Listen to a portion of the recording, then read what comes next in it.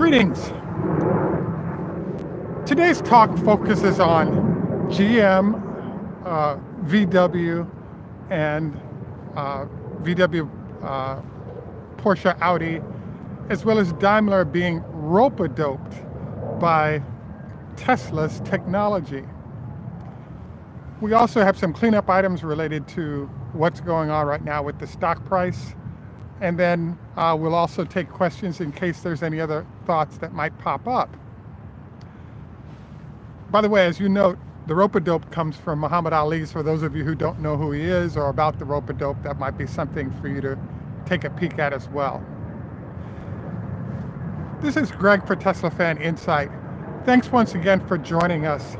If this is your first time on our channel, please take time to like and subscribe. Also note, your like definitely has an impact on the staging of our show. Unfortunately, we do have some jet noise, so I will speak up. And also, I wanted to encourage you to hit us up with $1 a month on Patreon. We could really use the assistance to maintain and continue to do research and keep our channel going, providing a great service.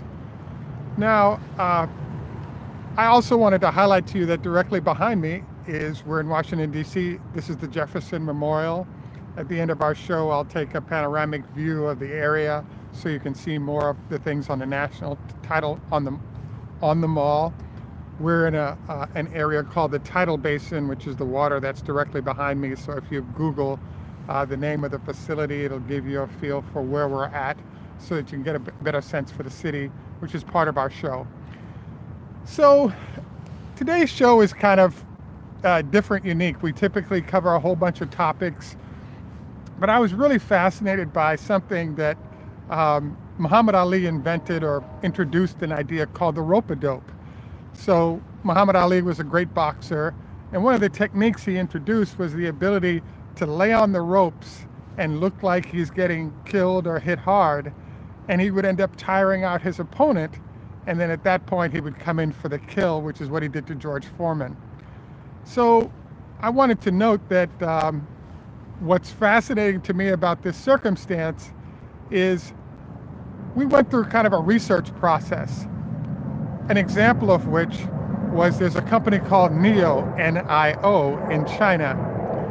The suggestion was this is the latest round of the Tesla killer, because not only are they putting out a really nice looking SUV, but they're also a Chinese company. So the potential to have the resources of China behind them represented an excellent reason why they might be a formidable Tesla killer. So if you read the specs on that NIO SUV, what you'll find out is that the vehicle gets 156 miles between charges. So this is good news that they get 156 miles, but as you recall from the research, what they found was that if you have 100 miles of range, 25% of the population is interested. If you have 300 miles of range, 75% of the population is interested. In the case of the NIO with 156 miles, that's not that far from 100 miles. So yes, they'll get sales at home, particularly if their price is low, but it's not really much of a Tesla killer.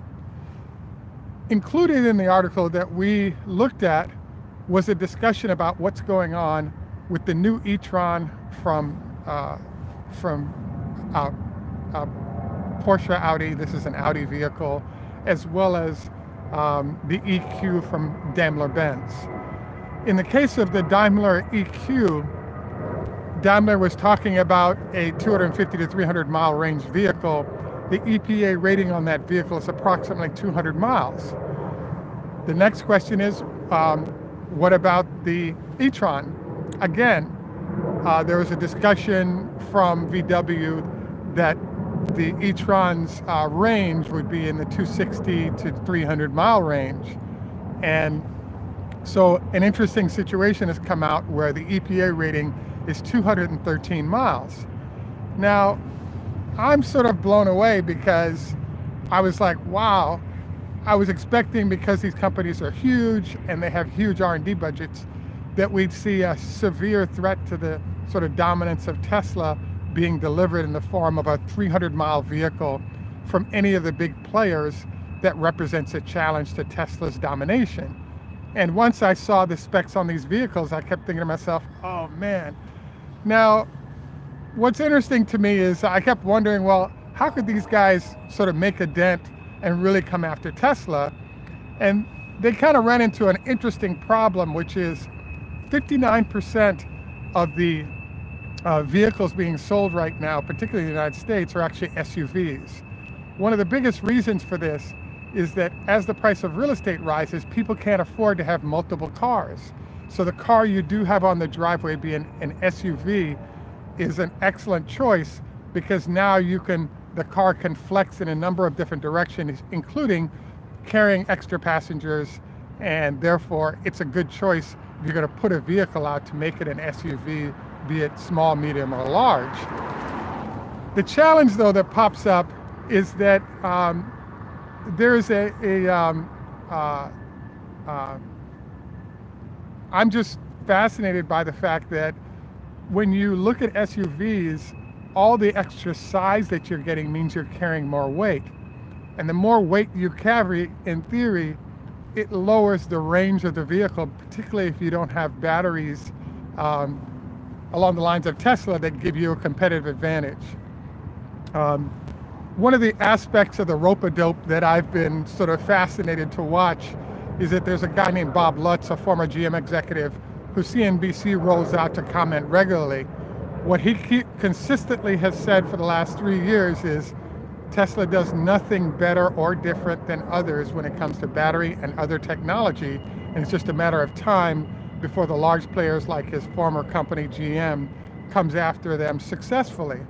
Well, that's kind of not the case. For example, if you check the numbers, the energy density of the batteries produced by Panasonic for Tesla, both the 18650s and the 2170, in particular the 18650 battery has something like 93% efficiency relative to energy storage.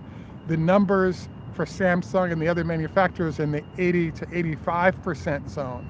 So if you have about a 12% better energy density, what that means is if you have 4,000 small batteries that you're putting together, you kind of run into this problem where Tesla's competitors need 10 to 15% more batteries to compete.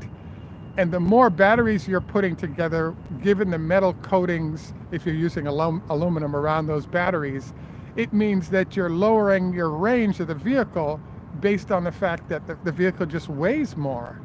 So bottom line is that the rope-a-dope in this case comes into play because all these mega companies are saying we're going to be competitive. They put the vehicle together and find out, because aerodynamics are poor, because the batteries weigh more, and because they're entering the market with an SUV where everything's bigger and heavier, they're missing out on huge amount of sort of customer adoption based on how low their mileage range is. So in essence, there's an interesting phenomenon where on the lowest line Model X SUV, 260 miles of range, and let's say you're spending $70,000. In the case of the e-tron and the Mercedes, you're spending $70,000 and you're getting 200 miles of range. Plus, there's no supercharger network to charge on. And then all the other sort of elements, for example, once those vehicles come out, what's the longevity of those batteries? Unknown. And so that's the other problem, is Tesla's targeting a 10-year time frame for the longevity of their batteries. And this is another problem, which is, as a consumer, can you afford to buy a product that ends up being something on the order of 1/3 less efficient? And also, let's throw in one last item that sort of pops to mind, and that is that the folks at Daimler-Benz have announced, at least at their iteration of trucks that they've done batteries in, after 3 years, they found that there's actually, the degradation is so great that the batteries are useless. So what all this presents is an interesting situation, because Tesla 75% of the patents that they've put together are opened to anyone, for anyone to use. So that's the rope that brings in all of these companies. Where the dope part comes in is the 25% that Tesla has not revealed represents the zone that is a huge problem, because without that 25% to complete the process, those competitors, be it Daimler, be it VW, etc., really can't come after Tesla. And in the case of folks like Bob Lutz, he's right that with all that money in R&D, the big companies should be able to approach and exceed, if not equal, what Tesla's doing, but it just has not happened yet. And particularly when we move into the 2170 battery, it's a complete disaster in terms of what the Model 3 can do. So think about these interesting numbers. The long-range Model 3, let's say you're getting it for $55,000. You can go 300 miles, right? In the case of, and so for $55,000, you go 300 miles. In the case of Mercedes and VW, for $70,000, you can go 200 miles. And the challenge is that there are a lot of people who need every bit of that mileage, particularly in colder weather, when you get less range, or if you want to use your heater and your headlamps, you know, particularly in those cold months, etc.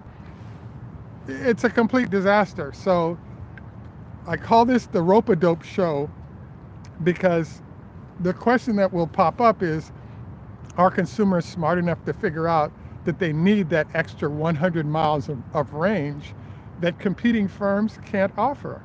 And I believe that the answer is yes, and that's why Model 3 is selling so well compared to competing products. So I share all this with you because bottom line is that there's the Tesla killer flavor of the week that seems to pop up, particularly from China.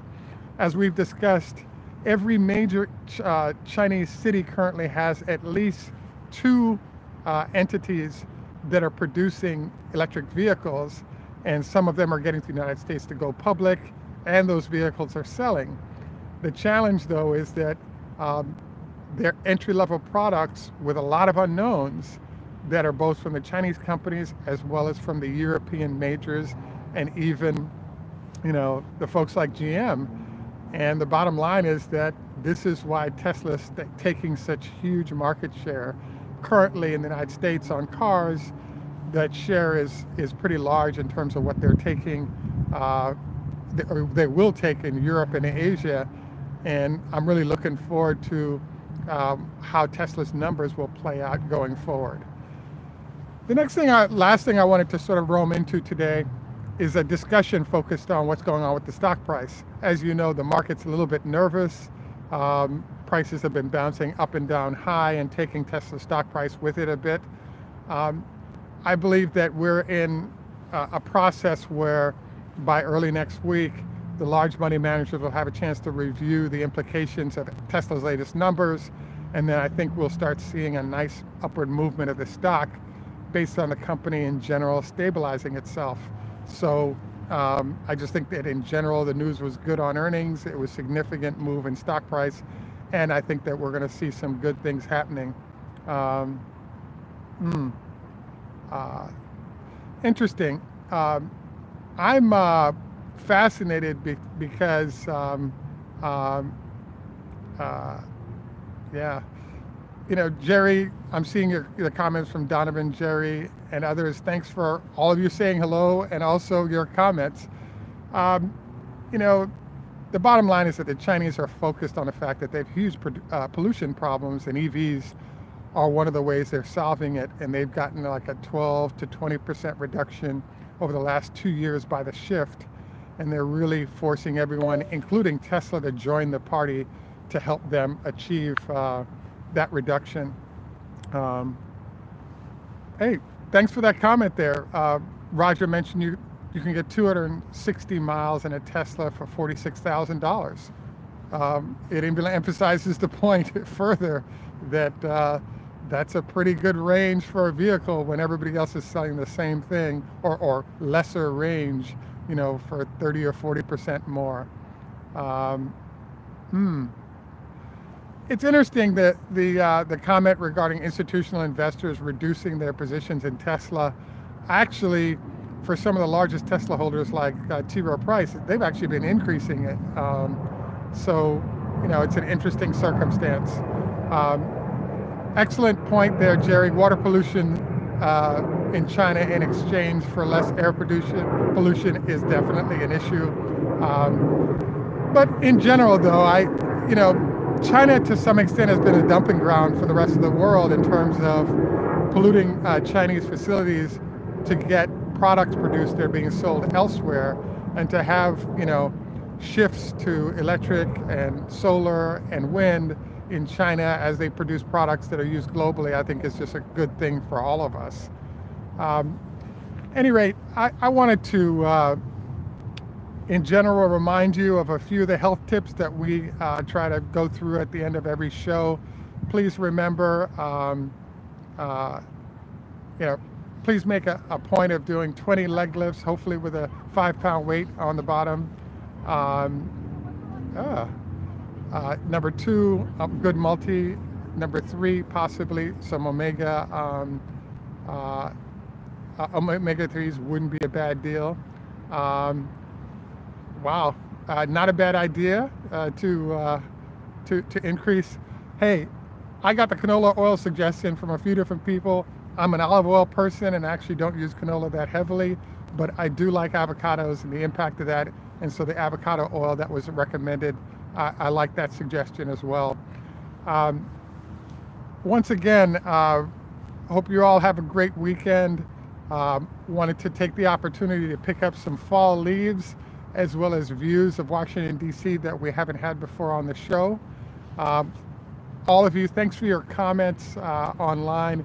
I think I may look these up and just retype them underneath, or I'd like to request that of all of you, if you wouldn't mind taking the time at the end of our show to retype your comments so that others that are following the show can actually see what happened if they're unable to check it out.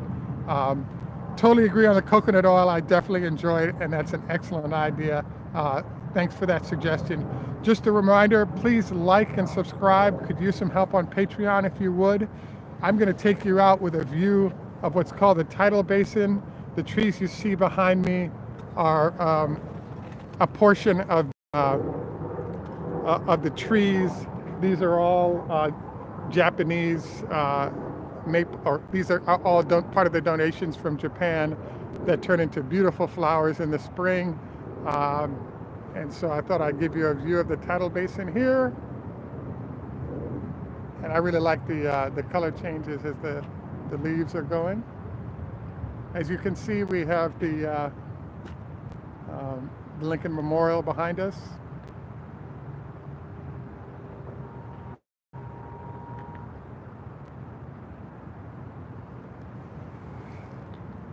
Roger, thanks for all your comments again, and sharing both, in this section as well as online. Once again, Tschüss German, au revoir French, Lehitraot, Hebrew, Choda Hafez, and bye for now. And thanks once again for joining us. And yeah, very different than Australia, I would have to agree. Have a great day, one and all, and we'll look forward to seeing you in a couple of days. Walk good and enough respect. Farewell.